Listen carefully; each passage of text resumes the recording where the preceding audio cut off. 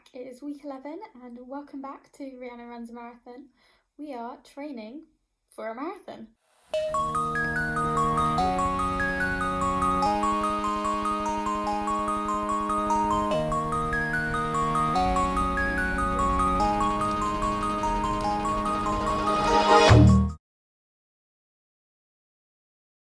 So this week was week 11, as I've already said, and this week I was planning on doing four runs and a bit of extra cycling, a bit of strength and conditioning, all the stuff that I've kind of been neglecting and not doing as such. So we've come to the end of the week, we've just started the next week, so let's go through it and see what we actually did compared to what we thought we were going to do.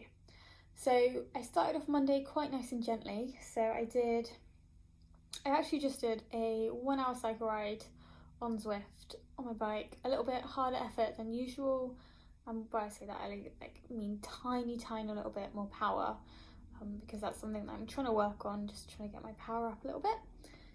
And so I did 33 kilometers. I kind of felt a little bit sluggish near the start of it and almost about halfway through, because I kind of lost the main group and I was kind of in no man's land trying to get back to them. But I persevered and I kept going, and I didn't catch up with them. I was still about a minute behind, but it was fine.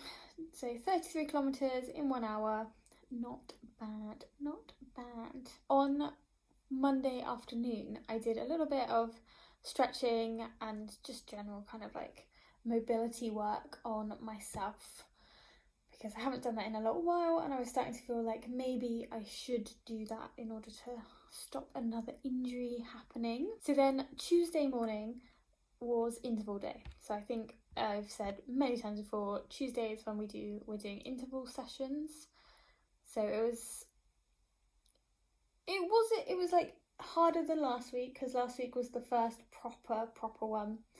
And so this week was a warm up and cool down as standard, and then the main session was 1 minute of hard effort and then 2 minutes recovery. So that was building from last week where we had 3 minutes of recovery. So obviously the shorter the recovery, the more you've got to work and the harder it is for your body to actually keep up.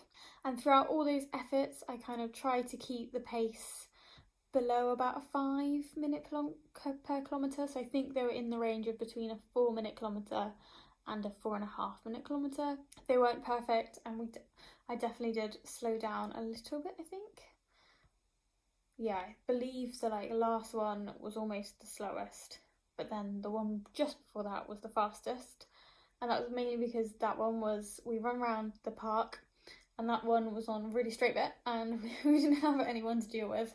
And I think the last one we had to run on some grass at certain points, which isn't great for speed when you're trying to dodge all the dog walkers. So then in the afternoon of Tuesday, I did some more mobility work. This time I was working specifically on getting stronger.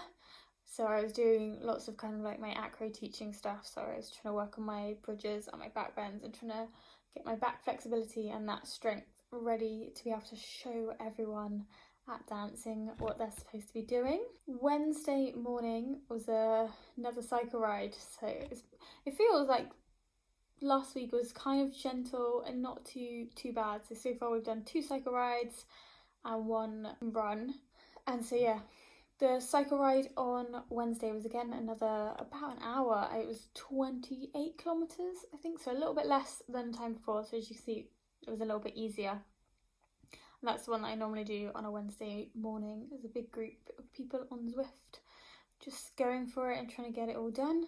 So that was all I did on Wednesday, I'm pretty sure. Yeah, that was it. I think I just didn't really do much after that on Wednesday. And then Thursday was almost 10k. So it's like a more tempo version of a 10k. So we do like the first part of it, gentle warm up. The middle section we try to keep it about 5:30 to 6 kilometer pacing, but it turned out that was all the uphill section. So I don't think we actually stuck to that kind of like tempo section. I think it did end up being a little bit slower than it should have been, because that was a hill. And then again, 2 more miles, so the end section was a little bit more restrained, so that was a cool down, so we just like had a little breather, walked when we wanted kind of thing. And yeah, that made up 10k for Thursday morning, so not bad to get that done at 7 a.m. in the morning. And then Friday is rest day, so nothing on Friday as per usual, nothing too extreme going on.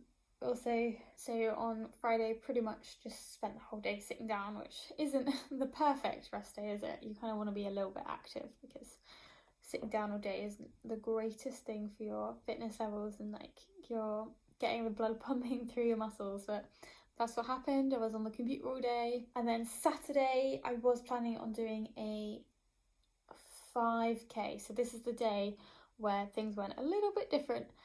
I was just super tired yet again. I don't know what it is. I just need to get up and do it, and then it's done, isn't it?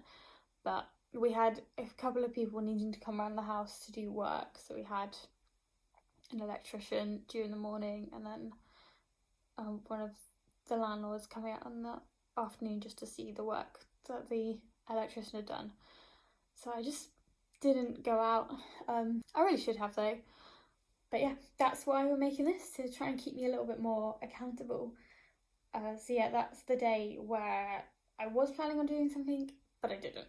And I probably should have. So we missed out on that 5k. When I was kind of in the morning debating it, I looked back at the week before and the distance I did then. And because last week was really, really low, it was almost like a recovery week for me. I didn't want to push straight back up to the higher levels of activity. So I think if I had done that 5k, I would have been up to a similar distance to the 2 weeks previous. Does that make sense? I'll show you in a second. And I think if I had done that 5k, I possibly would have been more tired for Sunday, which is where we did our long run. So I think it was just over 14 kilometres, so that's what, 9 miles I think. Just around Bristol, a nice and gentle pace, so nothing groundbreaking. We went through a few of the trails that we haven't seen in a while, and we got lost a little bit because one of the paths I used to use has now been closed off, so you can't actually use it. So yeah, that's a nice thing to know now, isn't it? I can replan all my routes around that bit. So that took the weekly mileage up to 30.5 kilometres for the whole week. And then the week before that was 20 kilometres. So obviously already that's about a 12 kilometre increase from the week before, which isn't the 10% that is definitely recommended, which is why when I was sat there in my bed Saturday morning, I was like, should I not?